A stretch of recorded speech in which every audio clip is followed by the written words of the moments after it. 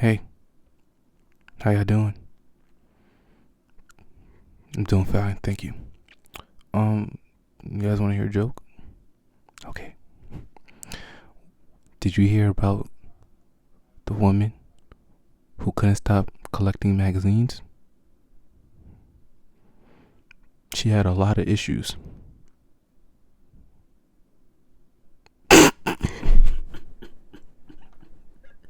Sorry. Hi, yo. Welcome back to another video. I that was a good joke. That was the best joke I ever heard. I like don't even play. Yeah, I know y'all laughed. It's okay. Hold on, I'm gonna give y'all a second to like collect yourselves. We're done? Okay. Okay, back. So welcome back to another video. Okay. I just wanted to, the draft was what, 4-5 days ago. I feel like this video is late, but to all 17 million of you guys, I'm sorry. I apologize. But quickly, I just wanted to get a few points off that I thought were kind of important about this draft. So let's go. All right. First thing, look, the obvious, not Chet, Victor to the Spurs. Like, that fits pretty well. You already know their history. They've been a great organization for like 3 decades. They're fine. They're good. I think he's gonna be great there. Like that, I feel like that's obvious. So let's not talk about that because we all know how that's gonna turn out. As long as he stays healthy, he's gonna be alright. The first point I wanted to get to: the Orlando Magic. They had 2 picks in the lottery. They picked Anthony Black at 6, and they picked Chet Howard at what, like 11 or something, I think. Here's the point I want to make. One, I do think Anthony Black was a good choice. What is he? 6'6" guard. He can defend. Good playmaker. Smart basketball player. So they didn't really have height at the point guard position. Fultz and Cole Anthony were 2 shorter guards. So you have someone who can, at the guard position, who can hopefully, in the future play with Paolo and Franz Wagner, who are their 2 best players. But here's the thing I want to figure out. Anthony Black and Chet Howard are both guards. They have Cole Anthony, Markelle Fultz, and Jalen Suggs. Those are all 3 other guards. So now they have 5 guards. Is RJ Hampton on their team? I don't think so. Because that would have been 6 guards, but they have 5 guards on their team. They gotta trade like 3 of them. 2 of them. Is like, who's a part of their future? That's the big question. Okay, because Jalen Suggs, unfortunately, his first 2 years have been injury prone. He's shown flashes of being really, really good, but I just think in general we don't really know what his ceiling is, but just because he hasn't played. He's obviously not going to be their best player because that's Banchero. The team is going to be built around him. And Franz Wagner is exceptional. He's their second best player. But with Fultz, Anthony, and Suggs, like, who's their point guard? Who's their shooting guard? Who's their guard off the bench? That's a really big question, because I think that in a couple years this team could be really good if everybody develops right, if no injuries happen, if they all learn to grow. This could be a really good team. Banchero is looking like a star. He averaged 20 points, won Rookie of the Year, which he should have won. That is something I'm gonna look at for them, because they're a team that's rising. I think in terms of like all the bottom teams, I would say like they're definitely better than Detroit. They're in a better spot than Detroit, Houston. OKC is probably out of, and OKC made the play-in tournament, so I can even say like they're a bad team, but I would say OKC is probably the one young team that's like above them in terms of ready to compete, but like they're close. It's gonna be very interesting to see how it all works out, which guards they decide to keep and which ones they don't. Obviously, I wouldn't see them getting rid of Chet or Anthony right away, but Fultz, Anthony, Cole Anthony, and Jalen Suggs are the players I think to look for if you're a Magic fan, to see what they do with them. Okay, number 2. I said I didn't want to talk about obvious things, but Portland, we all know, Scoot, 3rd pick, which they should have done. I know there were rumors about Zion and a 3rd pick, because I know New Orleans was trying to move up into the draft. No. Siakam, good player. He might make the playoffs, not a championship team. Even though like the West may seem wide open, I don't think that... I don't think that's a team that's going to beat Denver, or if Phoenix somehow happens to fix their roster and add players, I don't know if they're better than them. So, I don't know what trade was out there for them to automatically become a contender. So, Scoot was 100% the right pick. I am a firm believer in Portland should be rebuilding. They should have been rebuilding 2 years ago. Dame, he has every right to stay. I respect him for that. It is time for him to move on because I don't think this team can make a championship run with like the roster they have now. They could bring back Jeremy Grant, which they probably should. They could. Shaedon Sharpe could become better. Anthony Simons can improve. But they're still not a contending team. Blazers, they don't want to trade Lillard because Lillard is not going to ask for a trade. He's not. He's loyal, and that's totally respectable. He is the greatest Blazer of all time, and if he says he wants to stay, then he's not going to ask for a trade. Then he's not going to ask for a trade. We ask him that every year. He says the same exact thing. He keeps saying that the Blazers are honoring that, and it's like, okay, we're committed to building a championship team around it. We're committed. I don't see a path where they could be contending.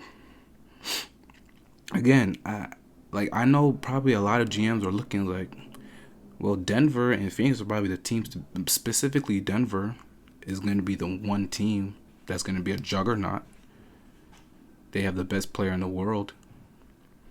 So I know maybe some GMs are looking at the West like, oh, it's kind of wide open. Paul George and Kawhi are never healthy. LeBron's going to be 39. Anthony Davis is also never healthy. The Warriors may only have a year left, maybe 2, before they start to not be contenders anymore. Memphis, John Morant, he's going to be suspended 25 games. I feel like Sacramento's on a rise. So let's give them their respect. But I wouldn't say they're a threat. They're a good team, but they're not a threatening team. Denver's the only threatening team. So if the Blazers are like, let's keep Scoot and let's find another trade, try to get another veteran player because we think that there is a middle ground where we could keep Scoot, keep you, and then build a contender around you. I think that's what they're thinking. But I'm skeptical. I'm very skeptical. I do think that it's time for them to trade him. So we'll see if the Blazers, within the next week, free agency starts pretty soon, if they decide to keep him and try to trade for another veteran, because all these young guys is not going to help. It's just not going to help. Okay, the third thing. Miami, you know what I'm saying? A Miami fan here, you know what I'm saying? Yeah. Okay. Jaime Jaquez. I didn't know who he was until they picked him. And then I watched highlights of him. I looked at like his shooting percentages. He's a 4-year player, so he's coming to the draft at 22. That's the first thing. He's coming to the draft as an older player. The more I thought about it, I actually think this pick is good for Miami. Miami fans, I saw initial reactions. A lot of y'all weren't. A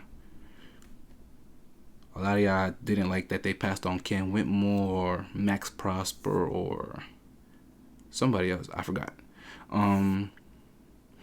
But Jaime Jaquez, the best thing is that he can help right away. Okay, Miami does not have a lot of luxury flexibility. They can't go and sign Jeremy Grant. Jeremy Grant's gonna be asking for a lot of money. They can't go and sign Kyle Kuzma. He just came off probably the best season of his career. They can't pay him. Miami needs wing depth and a backup center. That's what they need the most. He's a wing player. He's not the greatest 3-point shooter, but he's very competitive. He can rebound. He can score the ball. He's better in the mid range. He has like a little bit of a post game. His footwork impeccable, like really really good footwork. It's crazy that he said his favorite player is Jimmy Butler. You do see similarities in the up fakes, in the spin moves and stuff like that. Not that Jimmy Butler does like a lot of spin moves, but like, you know, the spins, the pivots, the up and unders, the pump fakes in the air and draw fouls. You see all of that in Jaime's game. So I do think that, and defensively, which is, you know, Miami's calling card, I think he was pretty good. Obviously, you have to always learn defense at the NBA level. It's different, but if he can be a really good player, he can help right away. I do like that pick. I do like that fit. Miami fans, give him a chance. Give him a chance. I think he's gonna be a good player. And the last thing, Dallas. Derek Lively II, I think, was an absolutely great pick. The guy is 7'2", is a rim runner, can space the floor a little, exceptional shot blocker. And Luka's 4 or 5 years. How many times can you say that Luka has had that kind of pick and roll partner? None really. Porzingis was pick and pop, and he was injured like half the time, maybe even more, where him and Luka was together.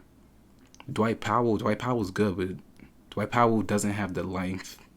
He's a little athletic, but he's never had someone like Derek Lively II. Never. And they desperately needed a starting center. JaVale McGee did not work out. And I don't think they are in love with Dwight Powell like that at the center spot. So this was a really good pick for them. I think that defensively he will help. Offensively, he'll be a great pick and roll partner. He can run the floor too. You always want to roll with the big man. You know what they say. If the big man runs the floor really hard, pause. Okay? My bad. But if he runs the floor fast,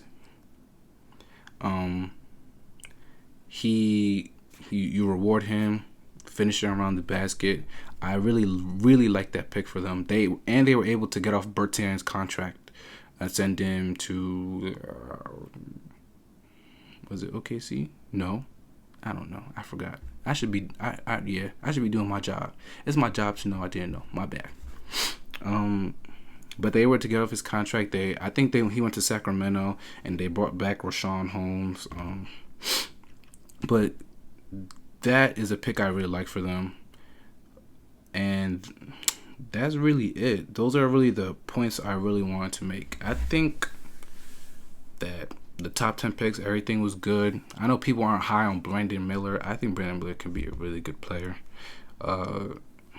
So, you know, don't underrate him, even though we know everybody projects Scoot to be like a top 10 player, like, I don't know, 7-8 years, however long it takes for him to reach his potential. But I think Brandon Miller is good. I thought Chet Howard was probably like the one pick where we were like, a little too high. more towards like the late teens. I feel like you expected him definitely a first rounder, but not in a lottery. But those were all the points I had to make. So thank y'all for watching the video. Please do not forget to like, comment, and subscribe. Okay, I will have another video about trades, about the CP3 trade and the smart trade and all that. So be on the lookout for that. Again, any support is great support, and I really do appreciate it. So I'll see y'all in the next video. Peace.